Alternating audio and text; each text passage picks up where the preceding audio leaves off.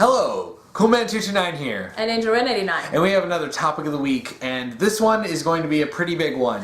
When I say Vol, you say Tron. Vol? Voltron? We'll work on it. Okay, this one's going to be about the Voltron Legendary Defender show on Netflix. And this topic was sent by the same Anon who sent us the Power Rangers topic, which is specifically why we're doing this together. And it's another long one, so... But it's another really fun one. Yeah, so buckle up for this one.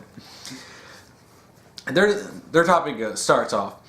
I really loved the Power Rangers movie topic you and Angelrin89 did. This will be another long topic, but from how you guys tackled the topic inspired me to make this one, and you may notice some familiar questions. Angelrin89, I know... Copy-pasted. Angelrin89, I know you were someone who grew up with the old show Voltron way back when and enjoyed it as a kid. And Coolman229, I know you were someone who didn't grow up with the series. What are your honest thoughts about this new TV show? How does it work as a TV show in your opinion as both an old fan and in this case a newcomer? Do you both think of it does well in catering to new and old audiences? That's the first section, but yeah. As somebody who is a fan of the old, and granted there's a section for me and I'll get a little more into it, but to answer that question, because we both talked about this a lot way before we even did this video, there's a lot of things that I catch that I know are deliberate references, and as you've told me, you've looked into some things and you noticed like, wow, that was obviously very deliberately trying to like...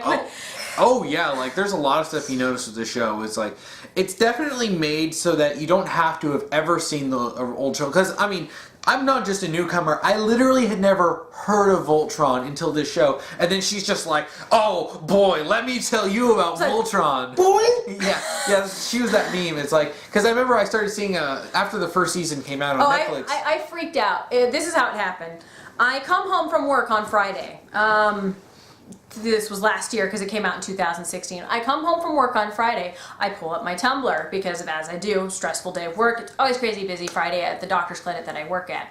I pull up my Tumblr and a couple of my mutuals that I follow were freaking out because they started posting pictures of the show, which I noticed distinctly had a very similar art style that looked familiar to me. And then whenever I found out, I'm like, oh, of course, it's the people that animated Avatar: The Last Airbender, Legend of Korra. Oh, it was like Studio Mir. I'm like, of course, no wonder the art style looked so familiar to me. But as I was seeing these pictures, and I noticed these characters, and I'm like, they look familiar to me. And as soon as I saw Pidge, because of that hair with the glasses and the green outfit, and then I saw the whole group together, and I'm just like, that's Voltron! That's Voltron! And because just when I just saw the cast lineup, even though the difference is they look obviously different from their old selves, but just seeing the color coordination, the guy with the red jacket's got a mullet, and just I'm just like, freaking Voltron. And of course, because I'm just seeing it on my dashboard, people were freaking out, and then suddenly I understood why, and I'm like, a Voltron reboot? A Voltron reboot on Netflix. And I'm just like, I'm gonna watch this. I'm gonna watch this so much. Then I started watching it, and I was just from the 1 hour pilot first episode alone, I was in love. And then I immediately texted him, and I was like, get on Netflix right now! Get on Netflix right now!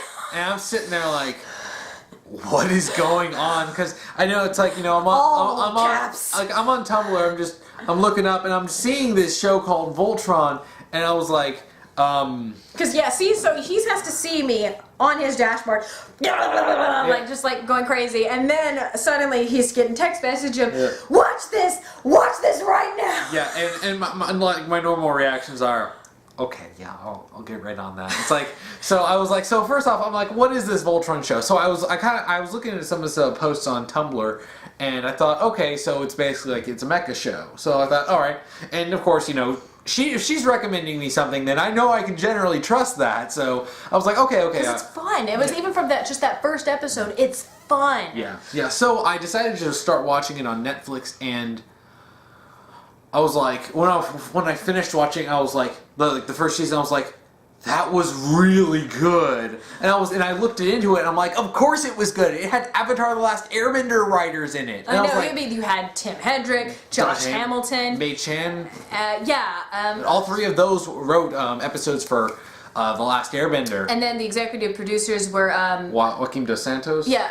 Right. Or no, it was like because I know he was in it too, because I remember he directed episodes in Legend of Korra. Oh yeah, no, it was him. That's right, that's him. Him and Laura Montgomery, because she was also in there too. But I swear, those people were like in name only for directing Korra, because Brian and Mike had complete and total control of that series. like that was another thing, because if any of you follow us on Tumblr, you know we are very salty about Legend of Korra. That's how our friendship was born. Yeah, actually, that's how we met on Tumblr. Because I was like, because season 1 of Korra disappointed us so much, And that's why I started my blog, was so that I could do stuff like rant about Legend of Korra, and then he followed my Korra critique blog, and then he was just saying some things, and because his icon was Stephanie Brown, because if she was one of my favorite Batgirls ever, and I'm just like, I'm following him, and ever since then we became friends because we were salty against Korra and a Stephanie Brown icon. Yeah, that was how friendship was born. And I ended up co-running that blog with her. But it was like, but it was like everything about Voltron, especially from the first season, and we're starting to know this even more as later seasons went on, and it's a funny thing, how much it is so anti-Legend of Korra. Like, let's see, no romance drama, the characters are actually developed. And like, and the characters you can literally pull as, because people jokingly will call, like Lance is jokingly called Space Sokka, and Hunk is called Space Bolin, and then Keith is Space Mako, and then you have Allura. She's sometimes called Space Katara or Space UA, which people are like, isn't that just UA? People are like, first of all, how dare you? But you also have that one guy. And Karan was like Space Varric. Yeah, he was very similar to Varric in terms of look and likable. personality. Yeah. Then you have that one Gawler general. He was very much like Zhao. Oh yeah, Sendek. Everyone's just like Space Zhao, and everyone called. And then Zarkon is Space Ozai. And I made a whole post about that. And then later on you get Lotor, who I jokingly said was going to be. I said was going to be Space Azula / Space Zuko, and they're kind of hinting a little bit that he is like that. He's even got his little own quirky minibus squad, kind of like how Azula had, Mai and Ty Lee. Except and he's even got a Space Ty Lee. He's got his little Space Ty Lee, and everybody keeps calling Aksha Space Azula, and I'm like, barring her hairstyle, she is nothing like Azula. I'm like, sorry, she's sarcastic, and she like has these really like, and she's just very serious. She's too nice to be Azula. And I'm just like, nah, she's Space Mai, because she's the serious, sarcastic one. I'm sorry. Yeah. And also, she like instead of knives, she fights with a gun, but she can fight. Well, no, there was at one point when she didn't stick those rods into the ground. But yeah, and then you have oh gosh, when we were watching season 3, because I'm just going to bring this up, because since we're on the topic of Korra, we're just going to quickly pull this out of the way. In one episode,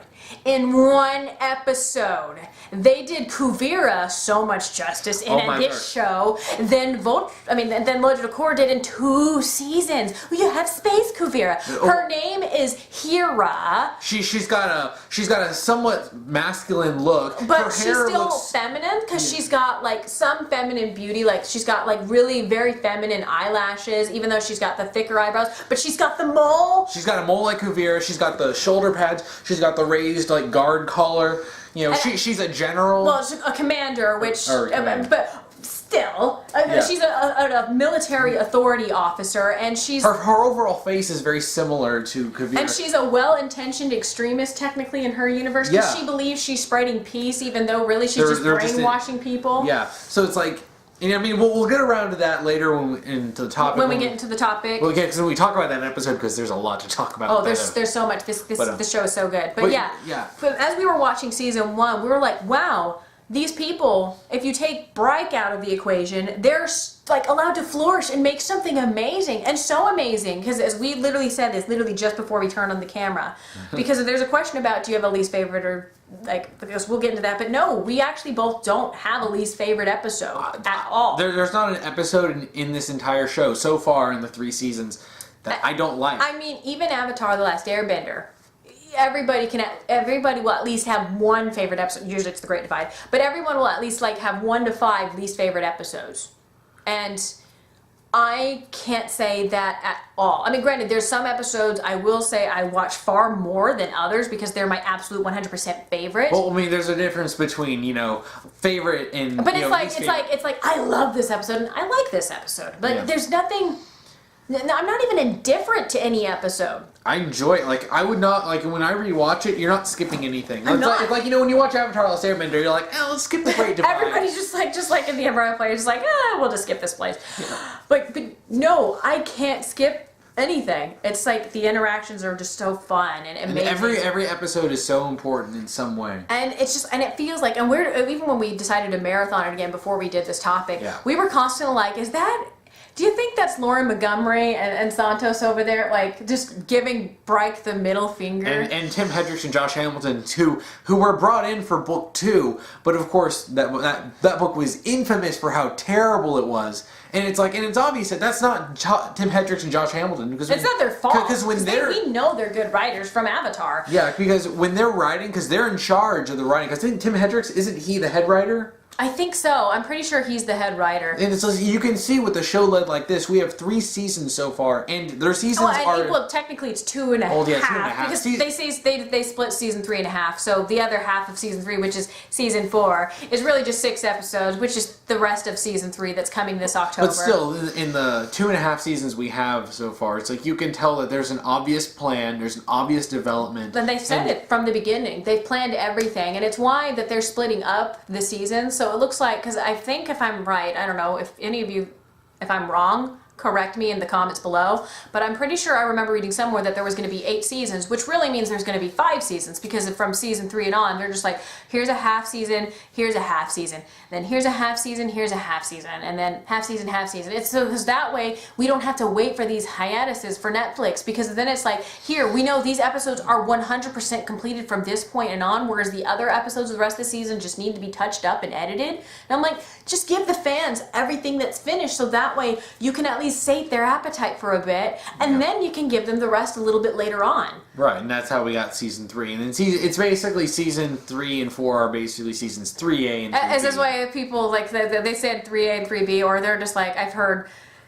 3 and 3.5. Like, I've also heard of that joke. Yeah. But, oh gosh, this show is so exciting. Like, I'm so excited, I'm so giddy, because Voltron, they've tried to revive Voltron before. This is not something new. They've had Voltron comics, which was actually a continuation of the old show Defenders of the Universe. They've had a short-lived, unfortunately, while it's not perfect, it did have a lot of interesting ideas in it. Voltron Force, the show that came on Nickelodeon, it only had 1 season. And it's a shame that it was canceled, because I would like to see them try more things with it.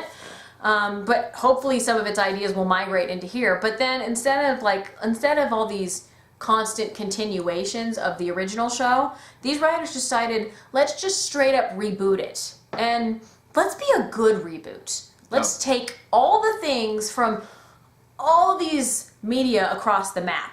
Right, and you can notice that with a lot of the things about the show, and this is one of the reasons why I think it succeeds so much for old fans and new fans, is that it's taking so many from the different shows and stuff. Like, it's like, what worked in Voltron Force? What worked in the comics? What worked in the old show? What worked in the original adaptation Go Lion that the dub was heavily edited from?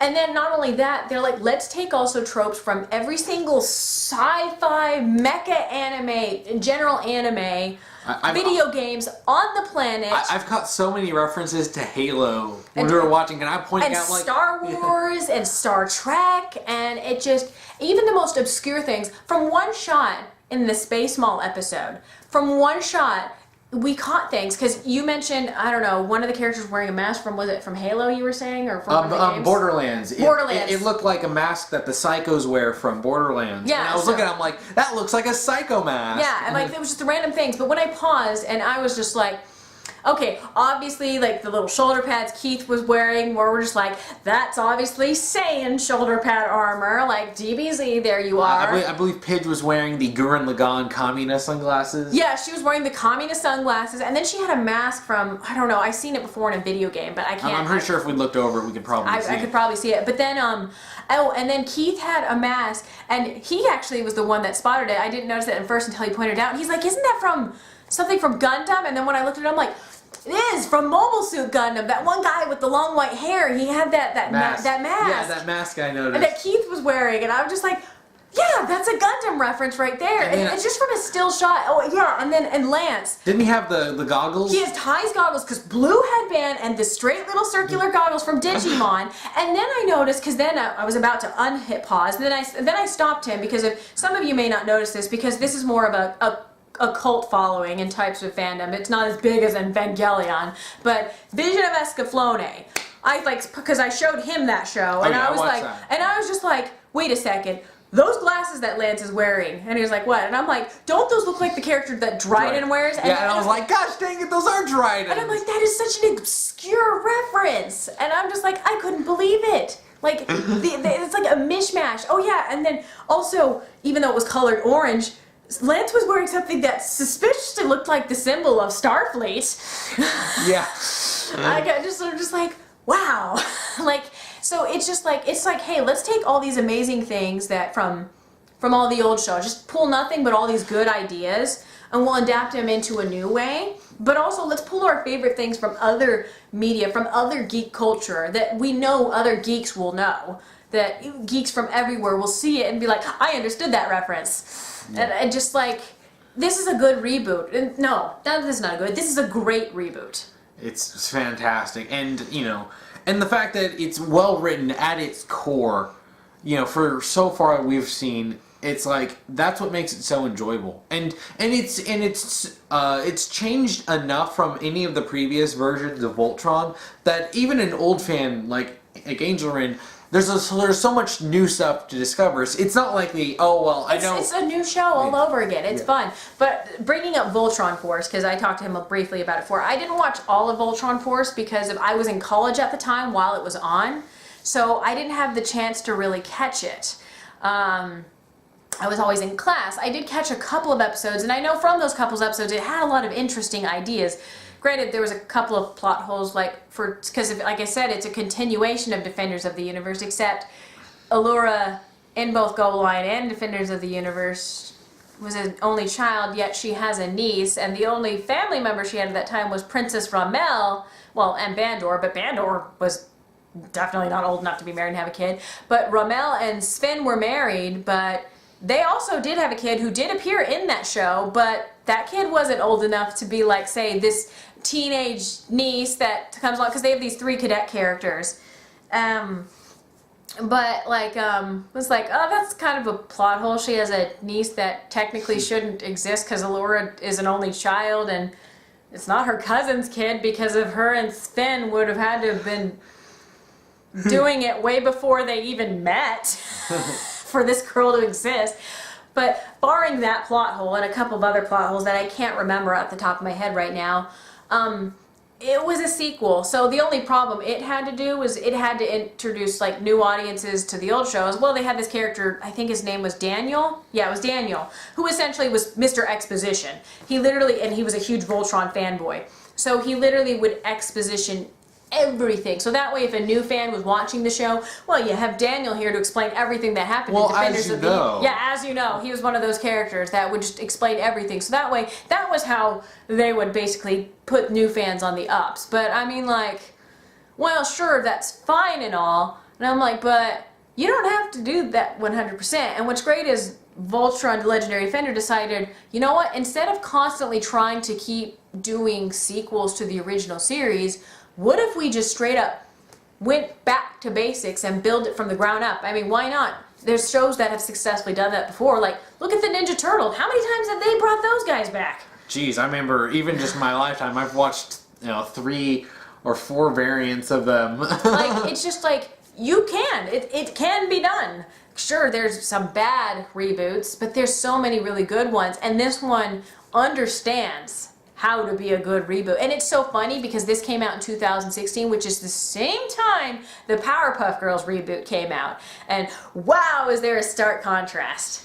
Yeah, the difference I saw is there's a great difference between people making reboots that care about the source material and people that don't give a crap and just are trying to just be so lazy and cash in on nostalgia. Well, and we've seen this before with a lot of the people, the cast and the crew behind Voltron were fans of the original series. Well, and even those who weren't, because of, I think, I could be wrong. I remember just reading this somewhere. I can't remember which characters, well, I mean, which of the cast of the characters. I could have sworn it was Bex and Jeremy, but I could be wrong. I think maybe, I don't know, maybe actually Bex did watch the show when she was younger. I don't remember. But I do know for a fact Jeremy was somebody who didn't actually watch the old show. No, I think Bex actually didn't watch the old show. I do remember Jeremy said he used to play with the Voltron, like action figures, like toys that his parents got for him when he was a kid, even though he didn't really know the show. But even then, they still looked into stuff, like sure, maybe they weren't fans of it, but obviously they grew to appreciate why it became so beloved and why it became a huge cult classic, because Go Lion actually was not popular in Japan. That's why they sent it to America and basically let America do whatever the heck they wanted with it, because of whatever, try to cash in some sort of buck.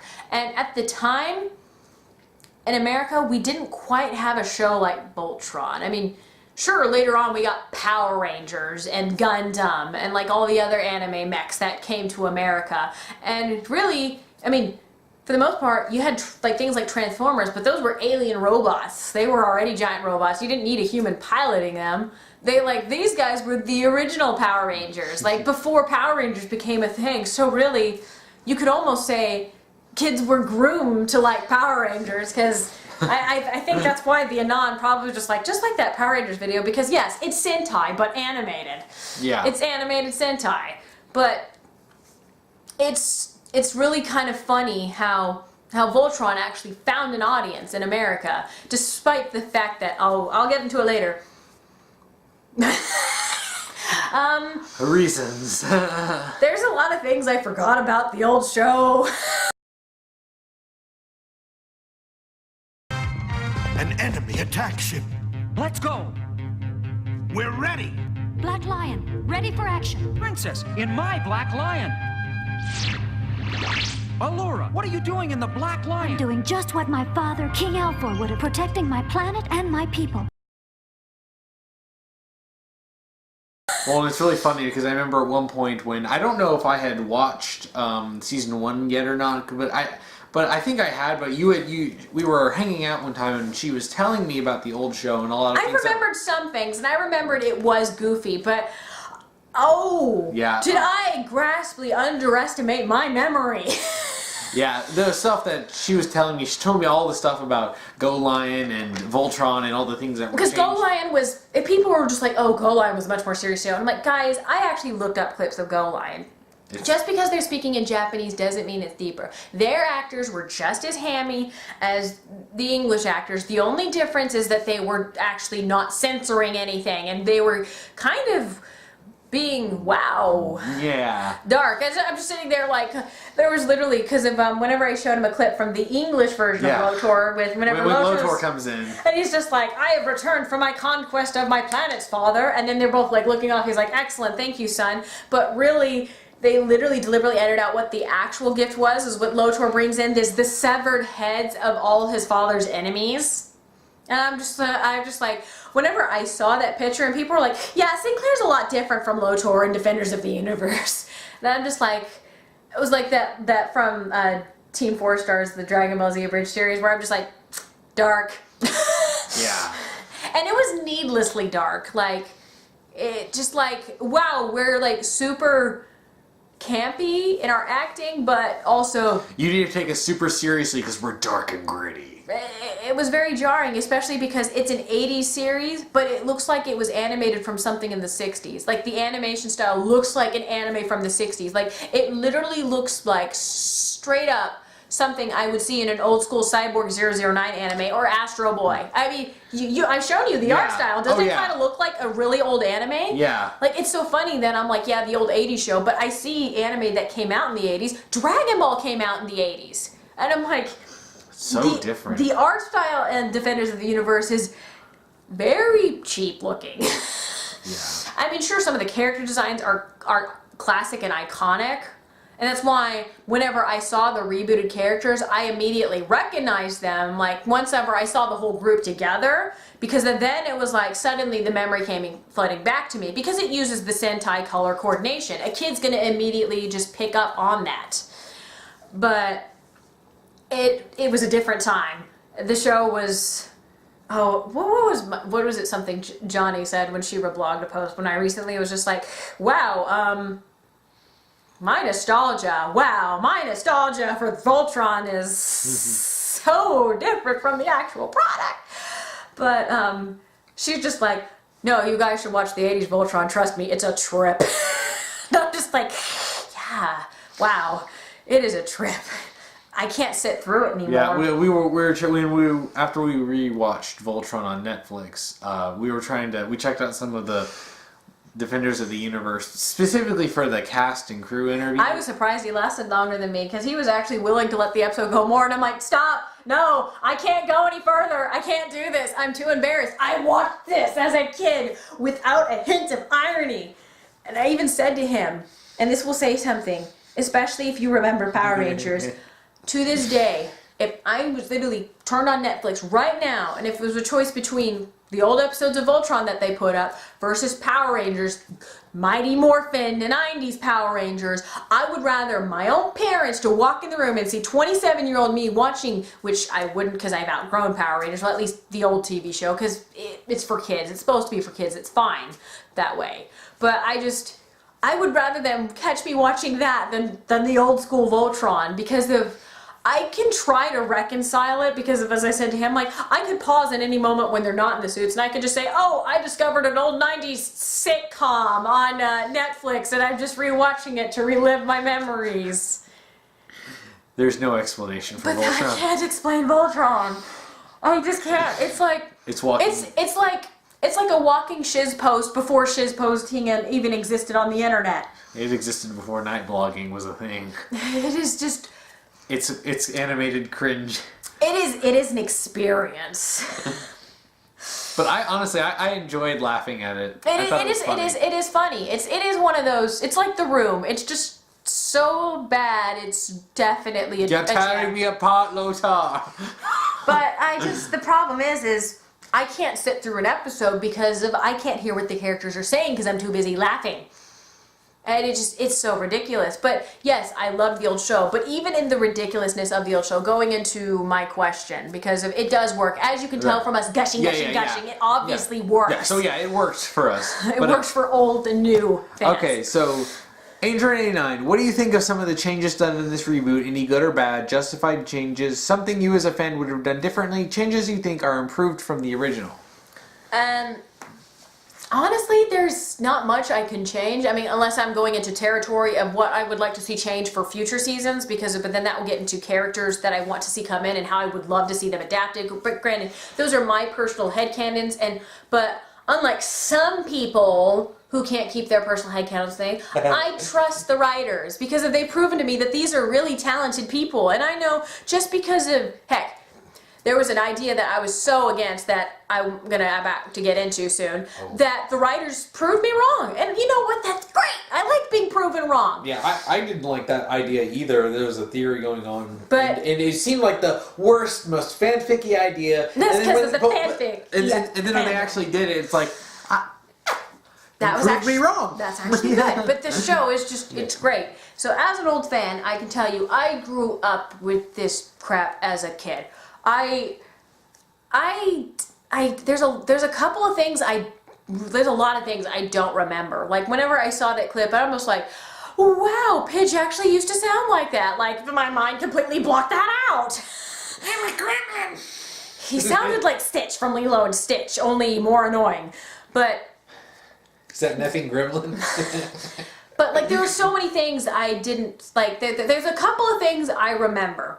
I remember Allura was constantly always trying to prove herself and fainting a lot too. So it was a contradicting thing. She was fainting a lot, but she always wanted to prove herself.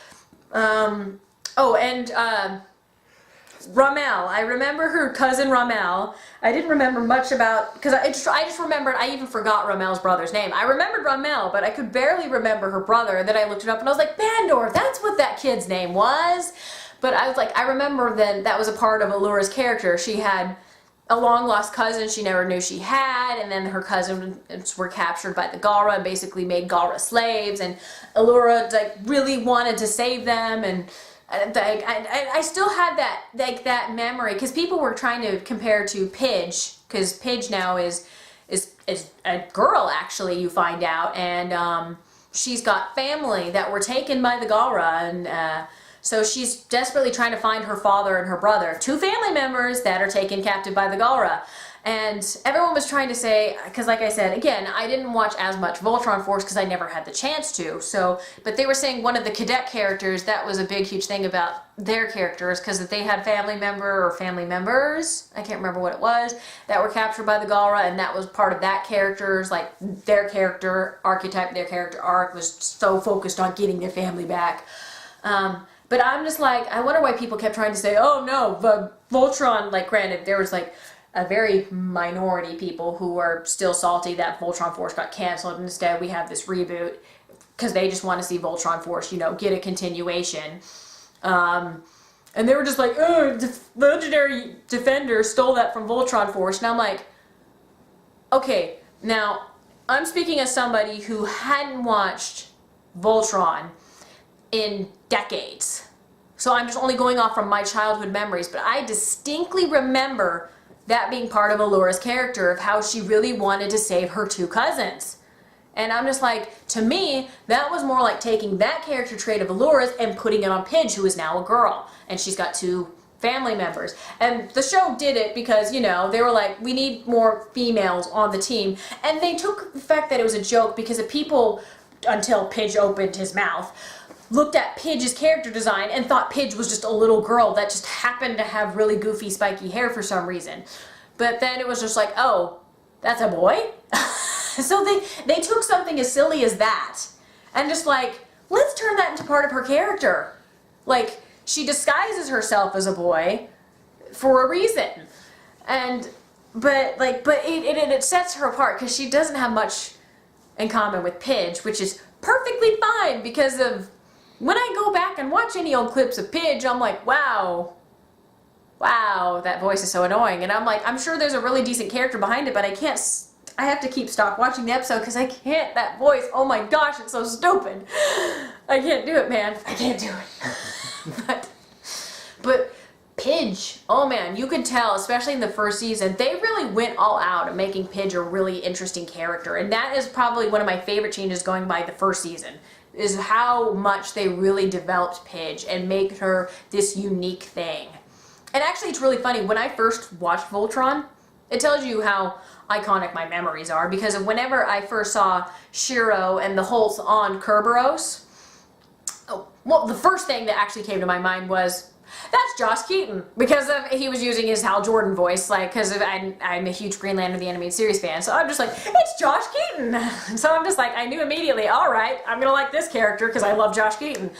And then when I saw Matt, I actually thought Matt was Pidge, because of, even with the astronaut outfit on, he had the same hair color and the glasses. So I'm just like, wow, there's Pidge already, but then he gets captured by aliens, and I'm like, well, that's different. But then later on we actually meet Pidge, and I'm like, wait, then who is that kid? And then you find out, oh wait, that's her family.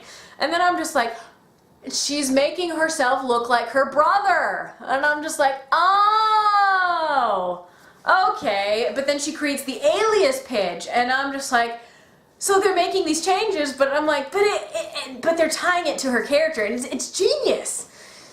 And Hunk is just this big fun, because he was just pretty much just a dumb idiot in the old show, which is fine, because all the characters are pretty much nothing but stereotypes that you would see in 80s cartoons, or even especially 60s cartoons, or they are walking crap posts. But like I said, like the only distinct memories I had was that about Allura, because I just want to bring that up about Pidge, because that's one of the things I love. One of the other distinct memories I had was just the way Keith always talked whenever he said form Voltron, because my gosh, he was just like, form arm and legs, like, and I will form the head, like talking like that every episode. Like, I could never get that out of my head. It was drilled into me. Turn, keys, form, Voltron. Like, it was just the most, like, the most ridiculous. It was so ridiculous, but that was funny. But that was a distinct memory. Gosh, I didn't even remember Sven. I remembered the cat, but I didn't remember Sven. I remembered there was a character who was the Blue Paladin before Allura, and that he apparently was hospitalized in the dub when he really died in the Japanese version. And surprise, a long-lost twin comes along. That just so happens to be, like I said, the twin brother, who of course looks identical to him and wears the same outfit, which is why it actually is funnier. The copy and pasted dub, which is such a, it was 4Kids before 4Kids was even a thing. It actually made a change that I actually liked better than what the original Go line did, by having Sven be the same character, because then suddenly his bitterness at Allura would make more sense, because it's like, oh, well, you guys never visited me at the hospital and you just replaced me, and now that I'm back, you don't want me to be on this team? Well, what the heck, man? Like, it would make sense why Sven would be angry at Allura, because she replaced him. But instead, it's just like, it's just this angry brother, and I don't know. People were like, I love Ryu, and I'm like, I didn't like him much in Go Lion. That's why I am, as we'll get into our theory later, of why I think I would like Ryu, possibly, if he comes into the show here, but that's theories. But anyways, but yeah, I didn't remember Sven, but I remembered a stupid cat. Gosh dang it, why would I remember that? But the thing... But the thing I remembered the most, and he knew this because if he actually got to the finale of season 2 before I did, because he gets off work before I do. And I was dying when I was at work because everybody was watching season 2 and I'm on my lunch break and everybody's screaming and I'm sitting here, I'm like, so I at least watched the first 2 episodes when I was on lunch break, but I was just dying because everybody was getting to watch it before me.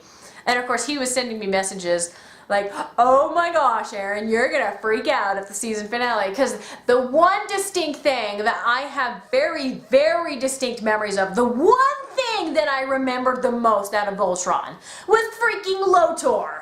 Because even though I couldn't remember the line, I remembered his voice, and I remembered how he always spoke so happy. Like, he was just like, I remember him being ridiculous, and I underestimated how much I remembered this, because whenever I went back and just actually see some clips, I was like, wow, he's even hammier than I remember, like, over the top, evil, ham, and very obsessed with Allura.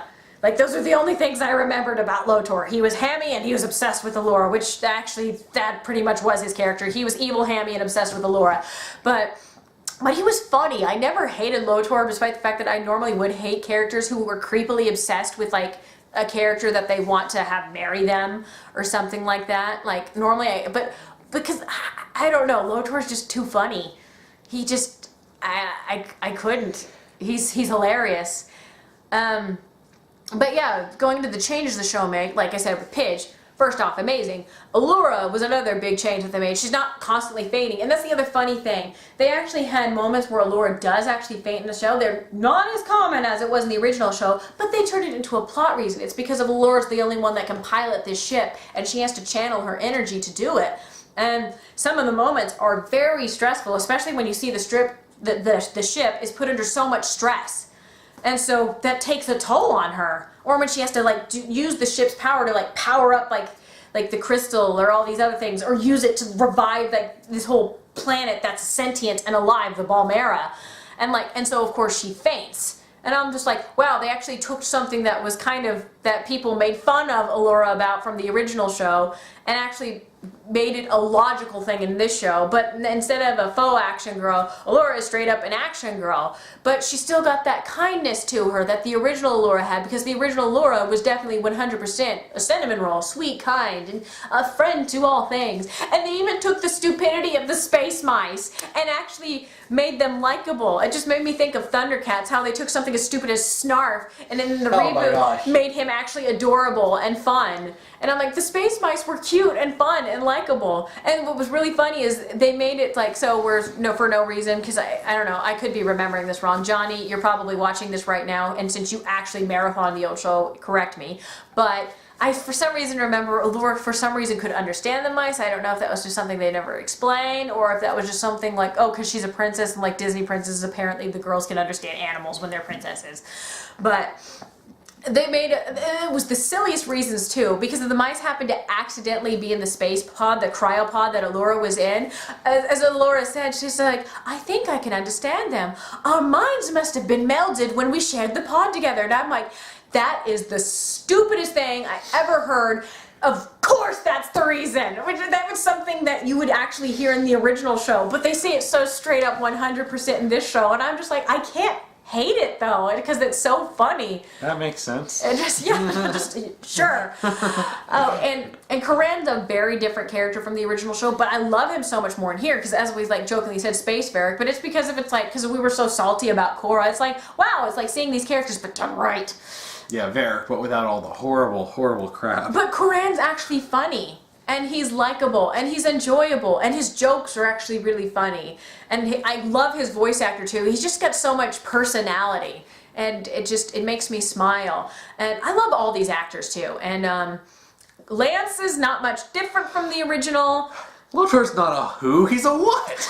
Because Lance was a bit of the smart mouth, and that's fine, but they kept the best part of that. But then they let's show hints of depths to Lance.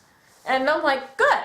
So you're keeping what actually worked in the original, but sticking it here. And Keith is also very different, but I really like what they're doing with Keith. We'll talk more about it later, but they are doing a lot of stuff I love with Keith. And as we jokingly call, because everyone kept calling him Space Zuko, and I'm like, no. This is Space Mako. This is the character Mako should have been in Legend of Korra. Everything that they're doing with Keith is exactly what I expected them to do with Mako in Legend of Korra. Like, in terms of how they would write this character's personality and how this character develops. Like, this is exactly what I wanted to see out of Mako, because he's not Zuko, he's not all about his honor or stuff like that. I mean, I get it. It's because of the fire and the dark hair, and he wears red. And he's brooding. And I'm like, except Zuko was 100% an awkward dork. He wasn't always brooding and always angry. Yes, Keith is hot-blooded, but Keith is far more stoic than Zuko is. Zuko's not stoic. Yes, Zuko is a little bit more serious of a character, say, compared to Sokka or Aang, but Zuko's not stoic. There's a difference between... Oh, he's emotional. There's a huge difference between stoic. Keith is stoic because of... When he does get emotional, it's a moment you would have to be called attention to, because of Keith always obviously locks his emotions deep within. And so it's really interesting to see, because Keith is obviously very much reminiscent of a type of character you would see in so many mecha anime. A lot of mecha anime, especially in a lot of Gundam series. Like, because whenever I looked at Keith, I'm like, this is like they pulled this character straight up out of a Gundam series. Keith looks like he would fit right in there, the hot-blooded, but the lone wolf protagonist who is so determined to just fight and continue fighting, and he's gonna do things his way. And I'm just like, you're a Gundam character. Like, if there's a Gundam character in Voltron, I can dig it. But I liked that this because he's a new character. I'm willing to accept these new changes, because these characters, none of them are unlikable. They're all likable, every single one of them to me.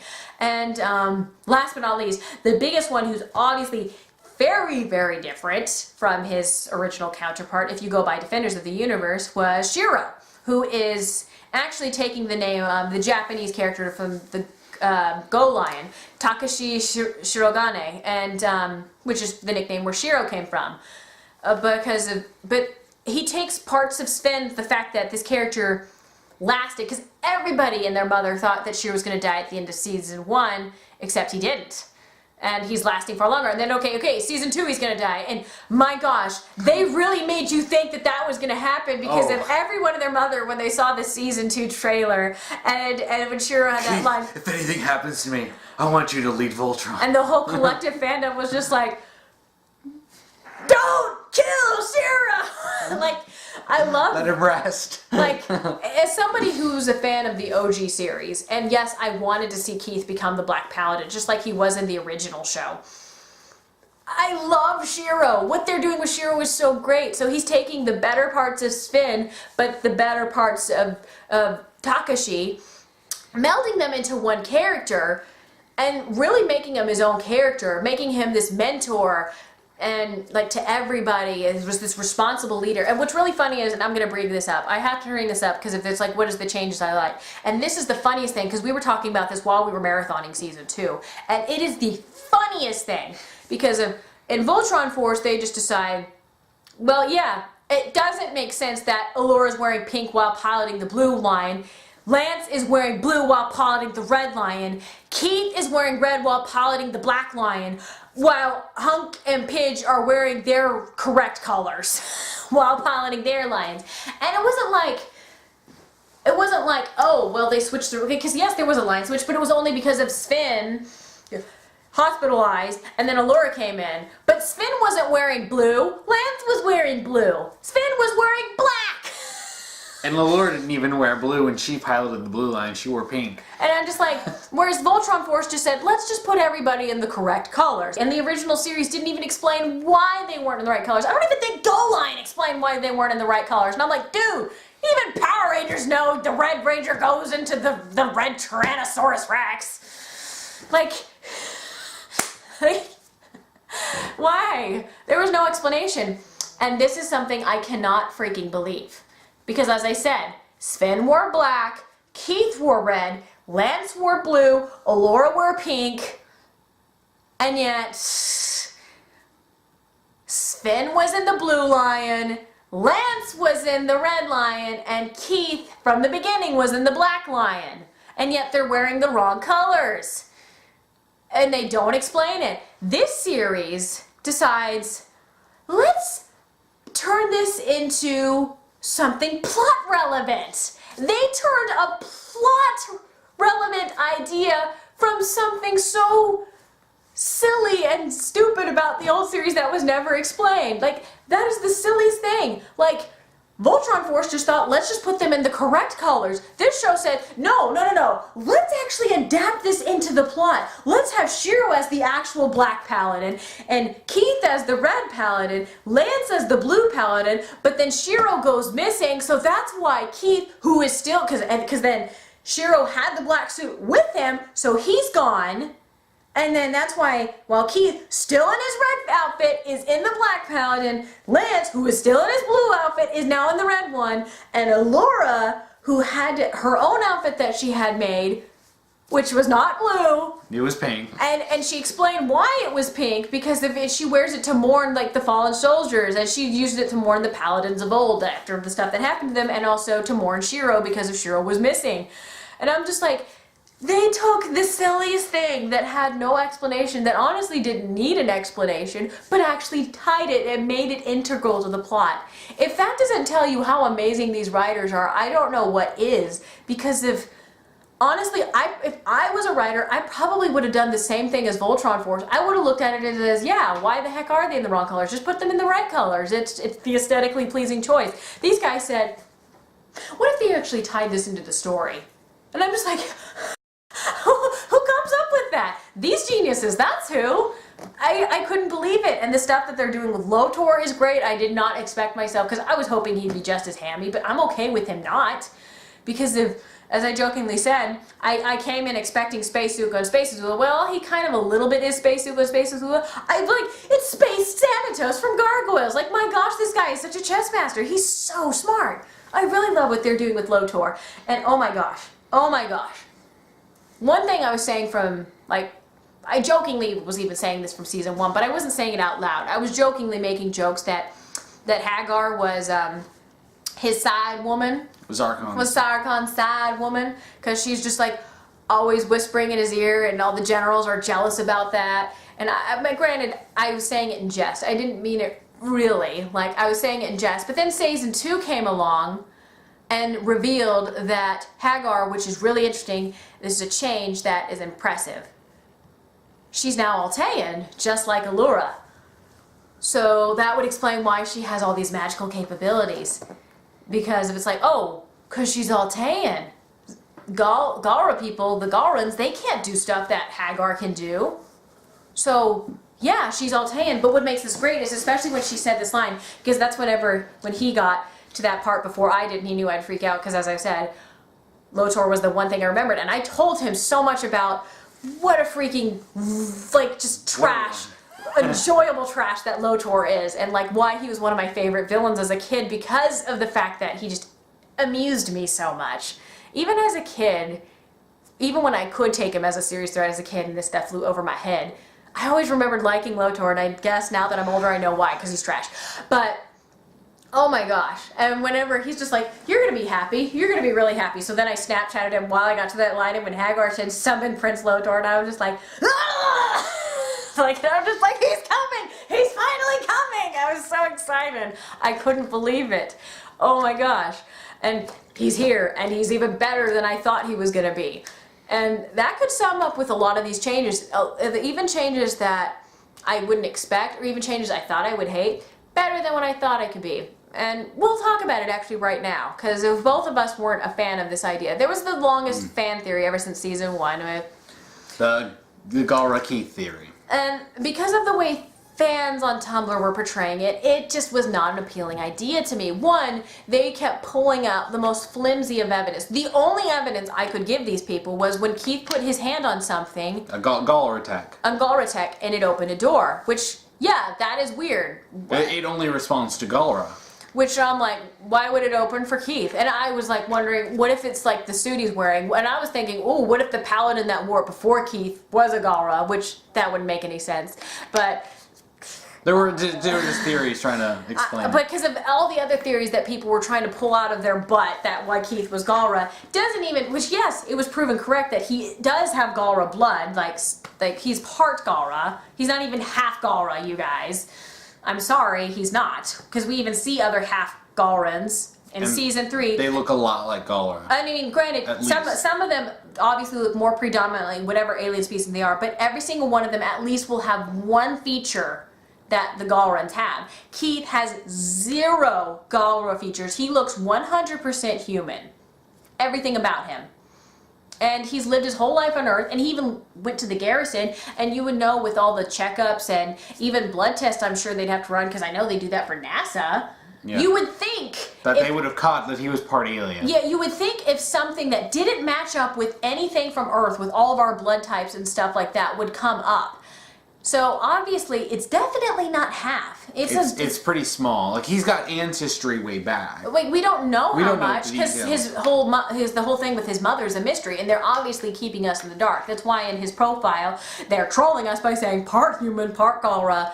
I'm just like, son of a gun. We know you guys are going to bring this into the plot, and that's why you keep hiding it from us. And I'm like, but just tell me already. I want to know about Keith's past. But anyway, yeah, I was very anti that idea because of how fanficky Tumblr was turning it into, and just not enjoyable. And some of the ideas were even borderline, or just so stupid. Like this idea that it'd be revealed that he was Galra, and then all of a sudden he'd transform into a full-on Galra. And I'm like, they're not shapeshifters. That's the Alteans. But disregarding that. And then whenever the episode came, and then Keith takes that bandage off the blade, and then a blade that we noticed upon rewatching he had since episode 1. Yeah, and we see that symbol, that same symbol that Unalaz had on his blade. And it's a Galra like symbol, but for Unalaz's, like, because it's a bunch of Galra rebels that are rebelling against their own empire, the Blade of Memora. So that's, but it's still distinctly, they're still Galra. And I was just like, and I remember being like, oh no, and I was I know, even I was, scared. It's like, I wasn't nearly as against it as she was, but even I was just like, don't go there, please don't go there, no. But then, as I said, this show proves me wrong, and I was 100% okay with that, because if they handled it so much better, and the way they tied it to Keith's character, I'm like, of course. And I'm like, I'm looking at it from the way how fans are interpreting it with their dumb, very fanficky stuff. And I don't mean like good fan fiction where you're like, wow, this actually is good enough to be an actual like printed story that I could see in bookstores. I'm like, no. I mean like the really cringy fanfics that you look at and you're just like so much of that. And I was looking at it through that eyes, and I'm like, that's right. I gotta stop looking at it because this is how fans are interpreting things. And honestly, these people don't have the most original of ideas.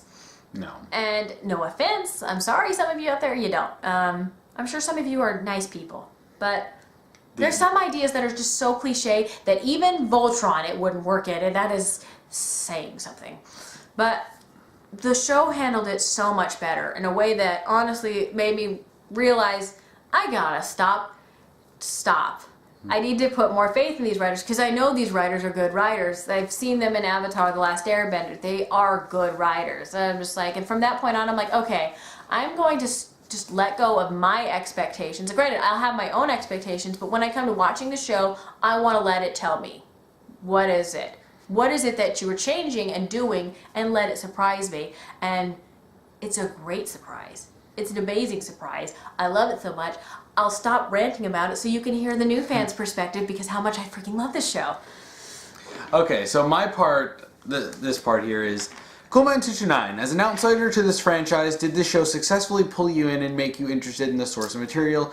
Did the show do enough for you as an outsider to not make you feel like you're being left out? And it was simply catering to fans? Did you at all feel like it was more catering to you and not to the original fans of the old? I will say that yes, the show did get me at least interested in checking out stuff from the show. I'm obviously not going to sit there and rewatch the entirety of Go Lion or Defenders of the Universe. Sorry, Johnny, I know you all want us to watch that. I may watch Defenders of the Universe at first because it does seem hilariously bad. So, I know she can't handle it, but I'm so embarrassed. I'm ashamed of myself. And I have no such childhood embarrassment, so I will bear the burden of shame as an adult. But I just can't take it seriously. But the show doesn't cater at all to either fans of old or new. It does cater to both. It has a lot of references to people who watched, Voltron Force, Defenders of the Universe, or Go Lion, and it pulls all these different things so that fans can notice these. Like, one of the things we find out, and spoiler alert for Season 3, that we find out Hagar's true original name is Hagar's Japanese name. Honerva back in Go Lion. So, but now she's simply known as Witch Hagar. And that's why I was dying, because now it was the reverse, because I decided to stay up and watch this.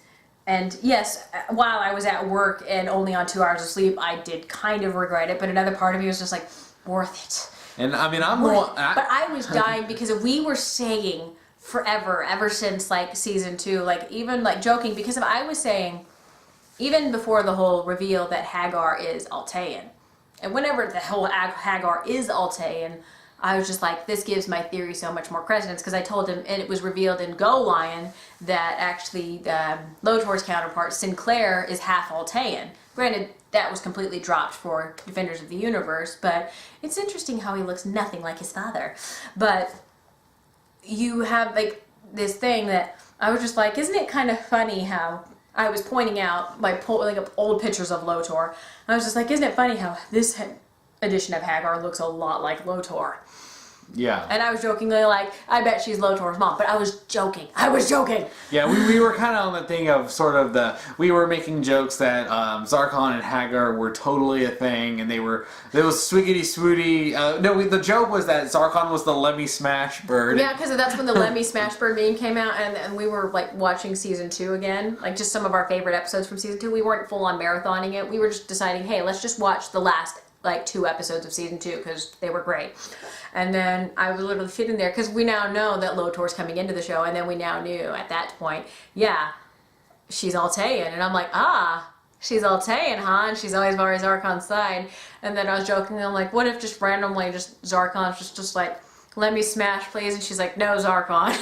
And then we kept making those jokes, and the jokes just kept I'm gonna give that witch quintessence. Which is love quintessence. We just kept adding to the joke. We were kidding, but that's why I was dying when I was watching the 7th episode of season 3. Oh my gosh, I was just like, Tim, why aren't you awake? You're gonna scream! Well, and I have work at early, 5:30 in the morning, so I had to go to bed. And then I was sitting there at work and getting these texts you have to watch it right now. And I'm like, dang it! And I was just calling sick. But then I was just and I'm just just tell me when you're finally watching. And I'm just trust me. And I'm I'm not going to tell you what theory of ours was right, but there's a theory of ours that was right. Yeah, so when I got off of work, I finally got around to watching, and I got to the end, and then it's a whole flashback episode that's explaining, backstory. And I was just when we first saw Honerva as just a regular Altean, I was like, hey, look, it's Hagar. And he was sending me that joke, and I'm like, And of course, she had a cat just like Hagar had in the original. The cat's name even is Kovu. This is the name is Hagar's cat. But even when I was watching the episode, and then when I saw the cat, as soon as I saw the cat, because first whenever I saw Zarkon getting married, and I'm just like, an Altean woman, and I'm like, please tell me that's Hagar. But as soon as I saw that same Altean woman with the freaking cat Kovu, and I'm just like, Hagar, it's Hagar. We were right. Yeah, that was my reaction too, and that's when I sent her a Snapchat of that. But then whenever Alfor said, Zarkon, this is one of our best alchemists. This is Honerva, and I'm like, that name sounds really familiar to me because I barely knew anything about Gold Lion, so I decided to look it up on the wiki. And I typed in Honerva because I thought, and I'm like, oh no, what if it is an actual established character that wasn't Hagar? The cat just is there as a shout out just to mock me. But then I look it up and I see Honerva, and it's like Honerva, a character from Gold Lion, and the American version is known as the witch Hagar. And I was just like, Hagar! Like, it's confirmed. And I was like, we were right. And then you see that, yes, they did get married. They got married. And they were shockingly adorable, and we didn't, the jokes, they were jokes, but we didn't expect emotional investment. But anyways, yeah, that was one of the things. But yeah. Yeah. So, but yeah, you notice a lot of these things in the show, and I think this is, I mentioned this a little bit earlier, that the reason that the show works so well for both old and new fans is that it takes so many different elements from the old shows and combines them into a reboot that isn't exactly like anything else, that it's totally a new experience for old fans, and for new fans such as myself, it's a new experience anyway, and you have all these different ideas come in, and a lot of these things are like shout-outs, like, you know, Hagar having the cat, that's a shout-out that you would only get, and you have all these shout-outs and Easter eggs that make it a more rewarding experience if you are familiar with things from the old show. It's candy. Yeah. Yeah, it's stuff that makes it a little more interesting, and it doesn't cater to either one because it's so different from the others. It's like, it definitely... It's got its identity. Yeah, it definitely takes Defenders of the Universe as its base. But then you see it's taking elements from Voltron Force, from Go Lion... And from some of the comics. And you have... It takes these ideas and it crafts them into a new universe. And it obviously it takes a lot of these ideas and it gives explanations, like we talked about with the lion switch. Which is still the funniest thing to me. Right, and they actually made that relevant to the plot. And then you have, you know, Hagar and, you know, her Japanese name and her English name are now actually just two names that refer to her. One is her original Altean name, and one is simply what she's known as now. But then it's like, that's why she's a witch, because she's an Altean who is tapped into, like, these abilities. Yeah, like, with the power of quintessence. Who has more affinity for the quintessence than any other race, as the Alteans seem to. Yeah, so that makes so much more sense that she can do this stuff because, oh, well, she's Altean, because we see Allura throughout Season 1 doing stuff with, like, the crystals and stuff like that, and she can even sense quintessence, especially whenever she fought Hagar at the end of Season 2, which was awesome. Right, and that's when she notices, oh, you're Altean. Crap. I know. But it's that change. I was just like... Yeah. And really, there's really not really a whole lot to say about it because it really simply doesn't cater. It caters to everyone. It's designed so that anyone can watch this, which is like a lot of good shows. And I saw this one on video, and analyzing Avatar: The Last Airbender, how it's designed that you can come in almost any episode, even a heavy plot episode, because this guy pulled up a random episode during the whole Bossing Say arc after they escaped from the Dai Li, and it says, and it gives you with the previously on and the context given at the beginning of the episode. If someone just started watching this... Yeah, but not in a way where it's like, as you know, and being all expositioning. No, it's just characters are referring to stuff, and it gives you enough context to know what's going on at that moment, but it makes you more interested to find out what exactly is going on. Well, when they mention the Earth King, oh, who is that? It makes you want to go back and rewatch the show, so now they've gained another fan doing that. And in a lot of ways, that's what this does as a show overall, not just like on an episode basis. You even briefly talked about this in your reboot video. Yes. Like whenever it's like example of how reboots that done right. Yeah, and it's done in a way that, yes, it doesn't even matter if you know anything about the show or not. It's like, because like when I mentioned reboots and talking about the Power Rangers movie. It didn't matter that I didn't know squat about Power Rangers going in because it's still enjoyable. And at its core, what makes Legendary Defender so good is that the writing is good. The animation. The characters are good. Yeah, the animation is good. The music is good. The pacing is good. Everything about this is set up is good at its core. And lore. Yeah, and lore, and this is the interesting thing about it is that taking inspiration from a lot of stuff, it crafts its own lore that is separate, but it takes inspiration from the old shows, but it's totally separate and unique to itself, leading it to be its own experience all its own. It understands. I'm like, what makes long-standing series and franchises like Star Wars and Lord of the Rings to pull off some of the biggest names, or even Star Trek? What makes them interesting? Oh, lore.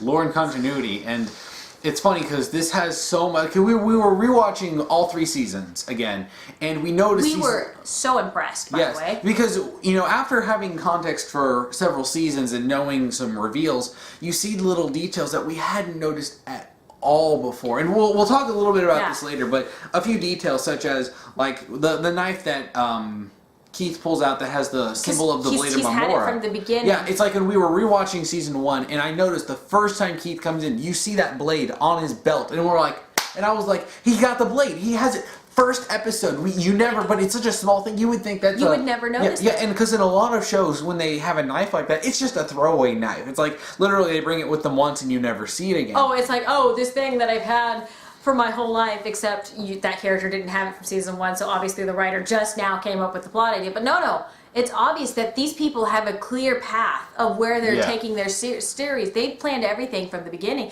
because if both of us finally watched season 3 when it came out, but then because we decided to marathon, because we wanted to marathon everything before we came into this topic. Yeah. So when we hung out last weekend, we finished the rest of season 2. Because we only had from the Space Mall. Well, because we already watched Space Mall, but we had to watch it again because it's just a fantastic episode. The episode after Space Mall. But the reason I wanted to watch Space Mall again is because because going into season 3, I know the Lion will show Shiro some flashbacks of Dibazal, of the planet, the Galra's home planet. And when we paused it, because if Tim actually is the one who spotted it first, where it was such a quick flash, and he said, "Wait a minute.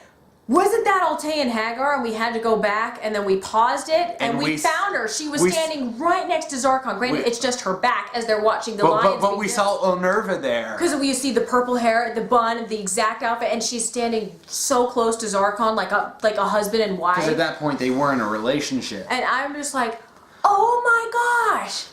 They were like it flew past our head because it was so fast, and no one's gonna notice it until you go back and watch it and really look for it. But I'm just like, wow, they really are slowly teasing people without you even knowing, which makes me so excited for whenever we go back and whenever some later seasons, then I'm gonna go back and watch season 1 again, because this is a show where I'm every time a new season's come out, I'm gonna watch that season and then go out and watch the seasons before it, because I can see that these people are geniuses. And the little details that are put in that you don't even know are referenced or are hinting at future plots, simply because they're so obscure little details that you don't even catch until you actually rewatch everything. And it's like one of those things where, every time a new season comes out, we're going to rewatch everything else just because... And the seasons keep getting better and better the more I rewatch it. Yeah. It's amazing. How subtle. These people are using visual medium really well, so I guess that'll come into the next question. So you're probably wondering why the video ended so abruptly right there, and that's because when recording this topic, it ended up going over 3 hours. So I decided to make it easier on everyone that I'd be splitting it up into 3 parts that are just over an hour long each, because I thought that might be easier for people than just spamming people with a 3.5 hour topic video, because I posted long topic videos before, but even for me, that's excessive. So the next part will be coming up probably a day or 2, so no big deal on that, and I should have all these done by the end of the weekend. So, and I'll be posting a link right up there for when I actually get that done. So again, don't worry about it. This is simply part 1 of 3 of this excessively long topic video about Voltron. And thank you for watching.